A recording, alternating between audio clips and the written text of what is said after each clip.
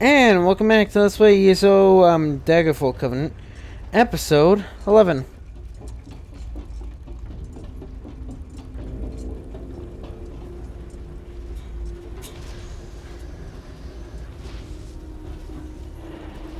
Huh.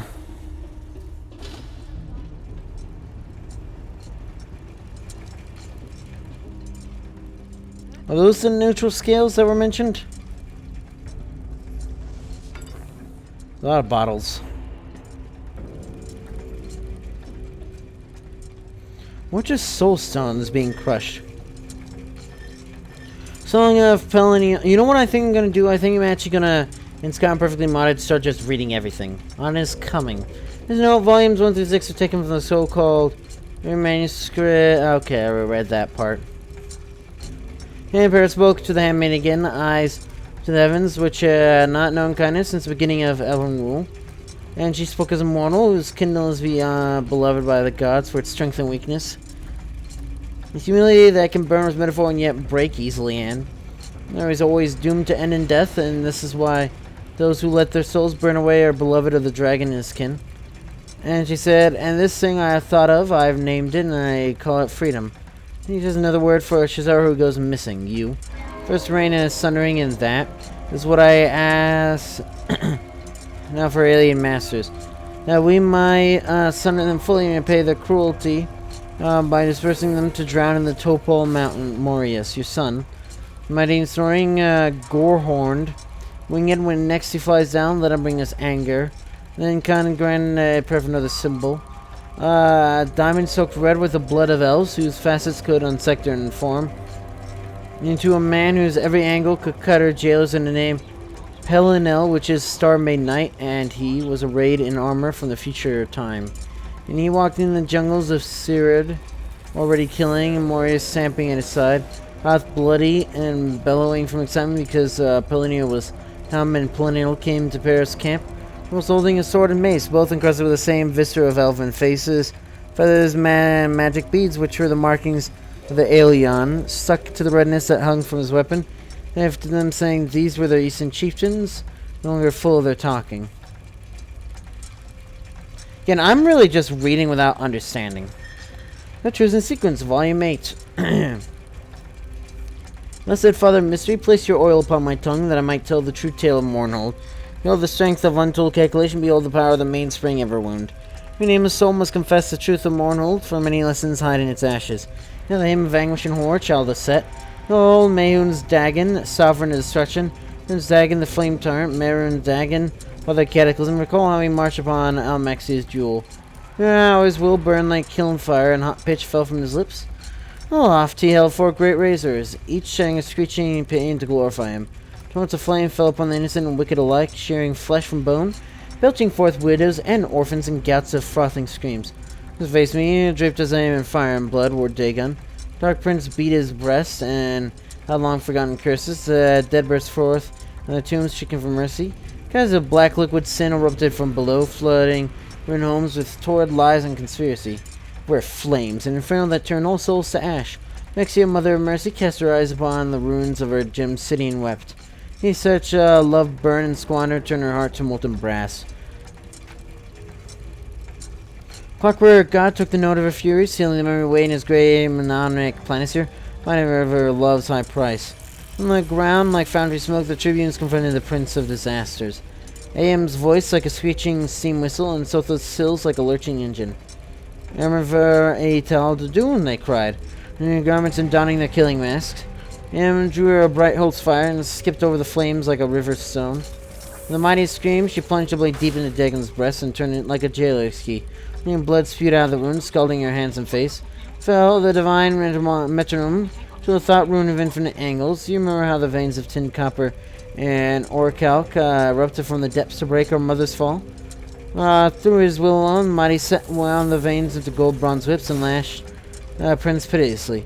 Dang hissed and tumbled backwards to the worthy flesh like chaff before the scythe. That's a Simiuson's ghoul thing emerged from every chunk. One of the creatures gathered around Aem, very far from fiery tar, oozing from their mouths and open sores. They groaned and retched, speaking only Dagon's name as they fell upon her. Warning his thrice, took up her blessed sword and smote the beast by the score. Ever had some neck and arm from shoulder, cleaving sin from virtue, and shouting old oaths of banishing. Do you remember how the beast fell to her on that red day? It's a call the how. No, I don't. Sorry. It's called the house of madness. How Dagon foamed and stalled beneath the lash of Sothos Sill. Behold, cried the divine metronome as he smashed the princess splinters. Behold the wrath of lost. Oh, Sotha, no death at my hands, false son of a false father. Care Padma Vaya Altakdun. Even then, at the end, the Prince of Destruction did not relent. In the last of his four great arms, Dagon dragged the last of his four great razors across the watchmaker's jaw. Tasting the blood in his tongue, a farther mysteries whispered a final chronomic death word, and Dagon exploded throughout all time. The bones quaked and all axles shook. From this world of sundering, truth took root. Maroon's ruins slithered between the cracks of near and oblivion, shrieking curses like a petulant child. The mainspring Everwound tightened his brass fist and slammed the gap shut. Small step towards Tamriel final. And it was Sinise, so ends the true accounts of Mournhold's fall. Remember this tale always. By the word, I wind the gears.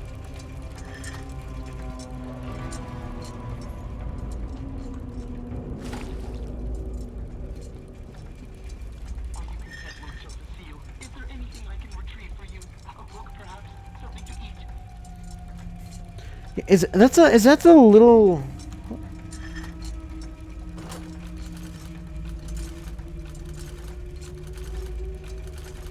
You okay, mate?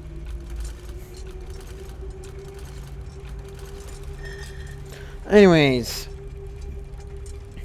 Ethereal Fragments by Lady Cinnabar of Tanith. Many novice students find study the planes difficult to approach. Unlike my contemporary, Festus of Ilnur, who alienates readers with his self-serving agenda, I find that starting with an unbiased concrete example works best as an introduction. The Ethereal Fragments naturally leads to the broader topic of the planes. You have seen a shooting star that occurs when a piece of ethereal spirit plane and source of magic becomes dislodged and falls to noon. The material, meteoric, iron, and glass may be found after such an event. Show potency of both the extraordinary and the sex that focus on the rare meteoric glass, including its use in its various manifestations. The Aliads, the elves that ruled Cyrodiil until the early First Age, since the use of these sky stones. With their advanced understanding of the magic arts, they have blue, Welkind, and Varla stones to harness the power of starlight, Ethereus and Storm Magica. Power and enchanted items or provide unending light. Unit held destruction spells is a type of automated defense. The secret of producing these stellar vessels when lost, Aliads, locate them in considerable numbers by replicating and enchanting meteoric glass. Synthesize new Welkin or Varla stones or even to reproduce uncharged meteoric glass has failed. Frequently, the original stones crumble to useless dust upon experimentation, thus frustrating the research and necessitating dangerous expeditions into Aliad ruins. The modern Melando and Kalenda stones, golden color, are similar to blue Aliad fragments. A product of discovery of the High Isles, they are most frequently found in the Somerset Isles. Melando stones, which can be charged, can be tapped by spellcasters as a source of magical replenishment, so a charge recharges to enchanted items. Are they talking about soul stones? These stones provide a brilliant, bright golden light, can trigger magical effects or store magicka, but are always destroyed upon use or depletion. He claims Perez, who is blindly enamored of elven culture, ought to have unlocked and improved upon the secrets of the Aliads, and suggests that they are cultivating Melando and Colando stones as a farmer might grow wheat. You know, theories through tinkering with existing Aliad stones, or meteoric glass, a more reliable method of recharging them is discovered. Sky prisms, another type of ethereal fragment, seen splitting to shards as they fall to Nuren during specific lunar alignments. Shards meet there, form into a silvery prism by some unknown process, and confer the power unlocked by the merger to a nearby being. Those sky stones, they are relatively rare. It is difficult to obtain specimens for investigations. They originate in the heavens, they are often found underground, brought there by denizens in the depths who find their light-emitting properties useful. With enough study and experimentation, it is my hope the keys to producing these useful animals will be uncovered.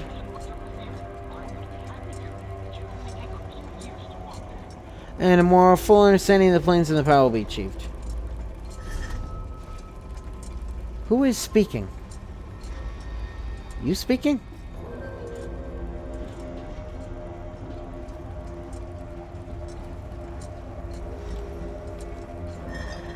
Let's read it again.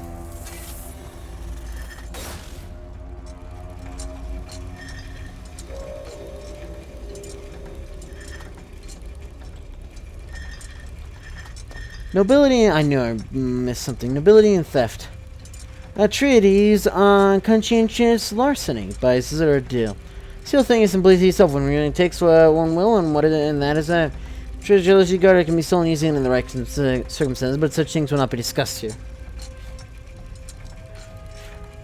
This treatise hopes the reader will become a capable pilferer of found things.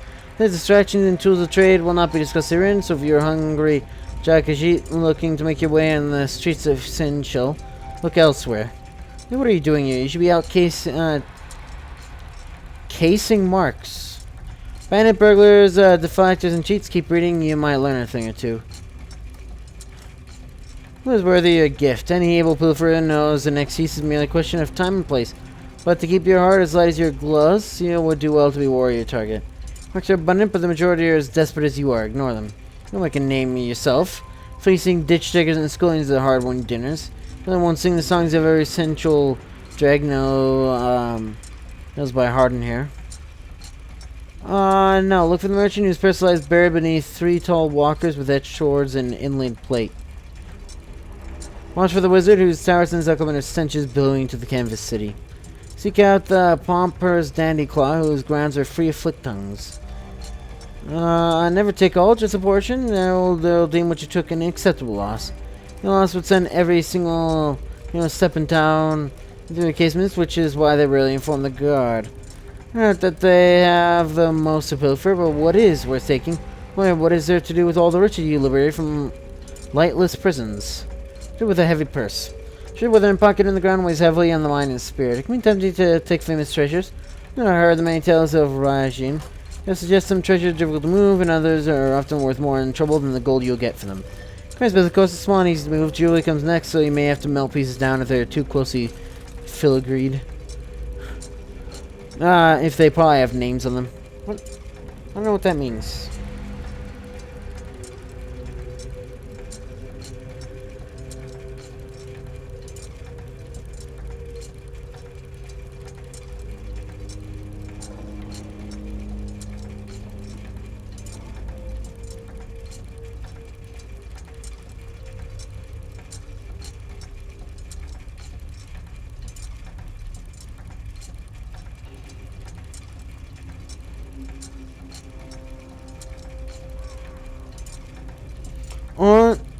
Okay, what is filigree then?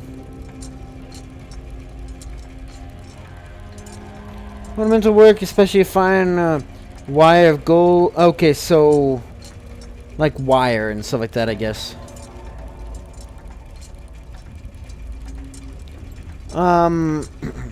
Potions can be just as valuable, if not immediately useful to your trade, especially for those with restorative properties. For those, these can be priced when properly applied. Overlook sundries either. Frequently, a treasure will be too well guarded or trapped with snares by effort, but the mark is not always a lost cause. Sir and I take precautions with the sugar closet. Who would impede his own sweet tooth? Much the same with the cupboards, for a hungry belly needs filling fast and tripwires only get in the way. Don't be too prideful to make off with these things. Well, they will be rarely missed. Yeah, it can fill your belly and bring you fame to rival even the luckiest moonlighters. Where should you flee? As much as you can carry, fill your pockets and parcels with whatever you can fit. Then it overflows your waistband and bites into your back. Bounties are as important to your escape as it is to your purse. You're pursued, as you often will be. Spoiled, secured properly. Your vitals will throw off arrows raining down from the walls. The streets cut, release ties to spill out your treasure into the path of your pursuers. Into the crowds, their scrambling for the riches will sow confusions and obstacles for your escape. Not only will these efforts delay your pursuers, your open hand will spread like wildfire through the streets. More valuable than you name it will buy you safe haven in times of need, bring your belly in lean times, and more importantly will carry you through the darkest of life's troubles. When you're old and can no longer leap between rooftops, you can rest easily among your children's children. And I'm sure that your legacy is as clean as a well-greased tumble catch. Like any exploits, when they are sung through the taverns and slums of the world, Zero Dur will be sure to carry the tune.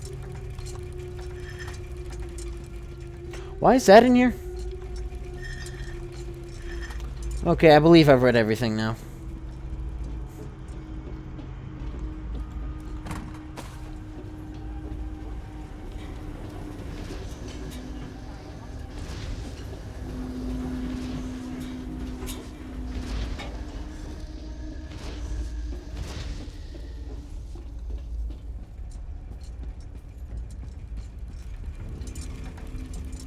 Really, I can't read that.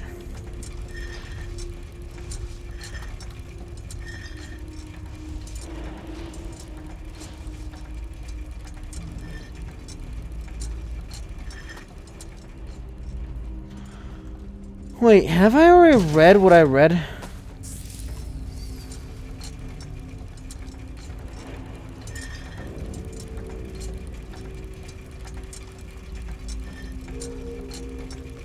Okay, taken from the sermons, okay. Not true, the mainspring of her wound is the truth of the Daedra. In days before the first ignition, the Chimer people bent their knees to the false princes, the web spinner, the prince of plots, and the queen of dawn and dusk. I do not know their usernames, as the name cleaves one from another. You know them well, child of the tribunal, for every time you bear false witness or make foolish boasts, you do so in their name. See, queen of dawn and dusk is Azura. Their words Gore and weaken the heart, their threats loosen, fasten and break the seals. They are the anti-gears that turn counter to the nameless will. Servants of the epidemic untruth, whose nature is void. Here only the great prince of order knew his nature, and he went mad in the knowing. The Daedra fear wisdom and order, you see? And thus do they fear the clockwork god above all others. While they see dark crowns on number 10 and 6, also see shadows and nothing more. And the Daedra the lie that creation tells itself. Father Padme, they are nothing. In the time of final, nothing shall hold no sway. End of an sea. Magma called Oblivion shall sink into the furnace. Beyond numbers where all lies burn and brittle multitudes turn to slag. You ask, the Daedra or nothing? How do they lurk on our threshold? You like it all, hear their words in sequence, child of the tribunal.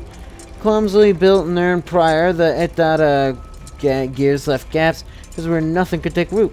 Factions born from Lorcan's great lie and the selfishness of fractured creation.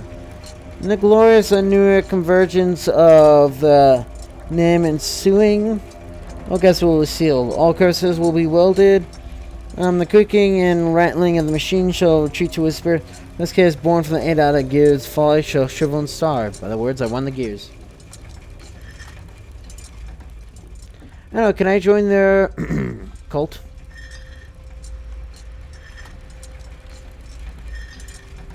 Child, Samuel, these aren't. How did I miss this? This is like where I came from. By Shane, grow author, clever Noah, huh? A is for Alid, a two-legged lizard with enough underbite to swallow a wizard. B is for Benekin, a mean Daedric minion whose masters are found on the plains of Oblivion. C is for Chars, a big bug of the snowlands. When I pet it, or it'll snip off your hands. E is for Dune Ripper, of deserts so deep it'll chomp at your legs from below as you sleep. E is for Eagle, so loved by the elves, they plaster its image all over themselves. F is for Fated Wraith, haunting the tomb. Now lurking in dark delivery doom. G is for Giant, a Skyrim I've heard. He's a woolly mammoth and tends to his herd. H is for Horver, a huge chick of the wood. And it's eager to catch you and drain all your blood. Oh, tick of the wood, your blood. As for Imp and obnoxious pests. We'll fire spells for the sake of a jest. J is for Jackal who wants Bangkori. With the mouth at the right height to snip out your eye. I think I got a trading card of that. K is for Kwama and more and found. They live in big tunnels far beneath the ground.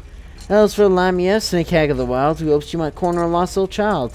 So might grab annoyance ubiquitous, nasty and pleasant, ugly and iniquitous.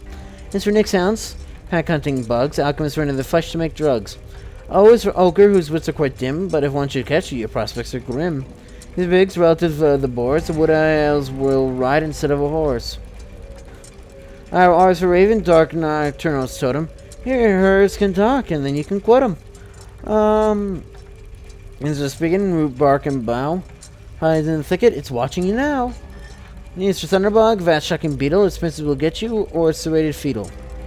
I use Fountain Dead, Necromancy slays, Apocalypse comes when they rise from the graves. From Vampire, ready to drill ya, cause she's got a case of porphyric hemophilia. W is for Wisp, evil globe all that beckons. Don't follow, you will be seen no more, I reckons. X is for Zivalia, Daedric assassin, who will pop off your head and a whim if as he's passing. Y is for Yokoden Warhorse, the forebearer knight's mount.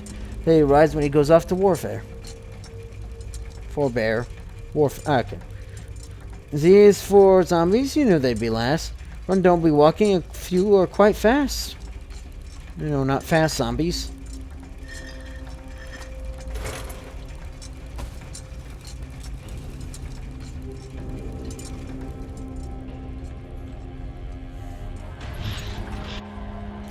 You know that there's people... Returned. Quickly now, give the star scooper to the astronomer. Sorry, I was reading. You're in for a real treat. Not many get to witness this. Oh dear, that's not good. That's not good at all. Sorry, but I have to go check on something. The astronomer will explain. Will he now? Alright, see ya. We got some thieves scooting along. 6 stars refuse to answer my call, and the primary constellations remain incomplete. Their instability threatens the integrity of the entire planisphere. Unless returned, I fear all memories will be lost. Is he blind? Even to the clockwork god himself. That's a shame. We'll find out more next time, though. So if you enjoyed the video, you know what to do. See ya.